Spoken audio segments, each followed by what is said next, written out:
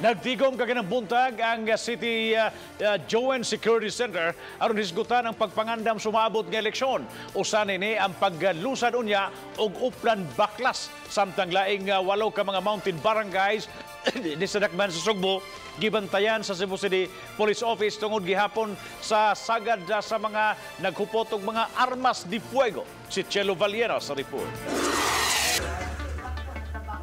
Pipila ka adlaw gikan karon ilusad na sa City Joint Security Center ang Oplan Baklas. Gipunting nila ang pagtangtang sa mga campaign materials nga gibitay gawa sa gitudlo nga mga common poster areas. Gidapit nila sa pagtambong ang Department of Environment and Natural Resources, Department of Public Works and Highways nga moabag unya sa pagpahigayon sa pagpanangtang sa mga campaign materials. Anausab ang Department of Education alang sa mas detalyadong mga plano sa piniliay. Because we have to discuss yung placement ng mga pulis nato sa polling precinct, the movement ng mga paraphernalia.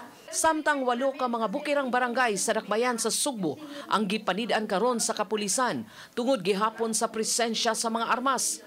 Magpadayon ang police operation batok sa naghupot og mga armas nga way lisensya alang sa luwas nga pagpahigayon unya sa eleksyon. 8 ata yan eh. Bakit lahat ng bundok yan? So, dapat mag-surrender na yung mga may loose firearm dyan, i-deposit, i-surrender na lang sa PNP. Sa miaging police operation sa Barangay Lusaran, 2 katanod ang napatay. Uban ni June Solon, Chelo Valiena, Balitang Bisdak.